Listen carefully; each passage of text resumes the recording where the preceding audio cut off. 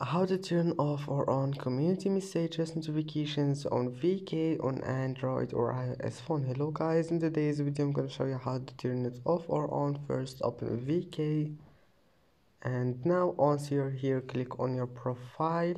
Click this icon here, hub, and now click this three lines, and then click settings, and then notifications, and here we'll find community messages. You can turn it off or on. Just turn this one here off, push notifications, and you can turn it on again, and that's it.